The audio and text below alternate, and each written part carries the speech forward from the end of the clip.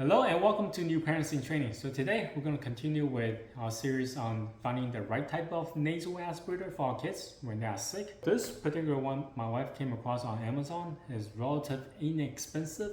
So I'll put all the product information down in the description below so you can go check it out. This one is called the CuteGrin. And so we're going to unbox this and then go try it out on them to see if it works out that well. Here, registration card. So here we have the quick start instruction, and I think this one is the actual user manual. Alright, so this first pouch is seal ring. You have the tubing and all the parts, the USB cable. The actual machine itself is very small. Can peel this off. Clean brush and one more seal ring. Alright, so here are all the stuff that come inside the box, and I guess I'm gonna go read this up and see how this thing will work. But there's no charger in there, by the way. Alright, so here are all the parts that come in the package. Well, let's talk about the setup and how to use this particular nasal aspirator. Now, as you can see here, I got a long tube and then two smaller, shorter ones. Now, they provide you with the big tip is for the toddler. The smaller tip is for the infant. So that's very convenient. And you have the storage basket here. This is where all the mucus is going to go once it gets sucked out. Now, here is a seal, plastic seal here. So they provide you with two extra ones in case you need to get them replaced. While we have this cap open, you see here there's two output column here. Alright, so sequences goes like this. Alright, the long tube connect to the short one, and then the suction tip connect to the long column, like so. And this part connect to the back of the machine. The long tube connect to the back of the machine. And there you have it. Now they provide you with a brush to clean the tube with. So when you are washing the parts, you can use this to clean. Alright, so let's talk about some of the buttons on top here. You have the power button where you have to press and hold in order to turn it on.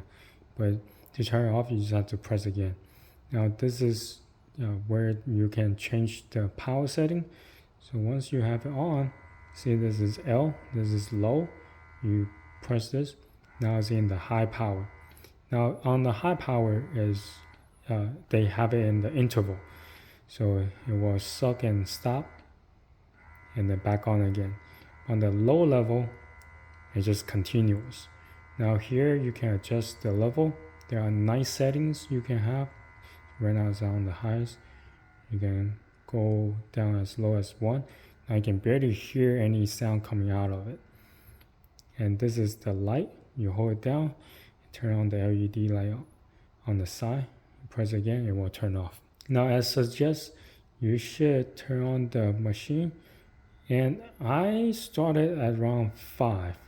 And then I increase the power as needed. Next, let's talk about how it actually works. What I would suggest you to do is actually use some of the saline water on your kid's nose first. Help break down the mucus inside the nose. So that way you can actually get more mucus out of each suction. Now once you have put some saline water in their nose, leave it for 30 to 60 seconds. Before you start using the machine. Now when I'm using the machine, the way I do it is I have the kid sit upright and then have the machine on the side and turn on the machine. If it's infant, use the infant tip. If it's toddler, then use the toddler tip on your kid.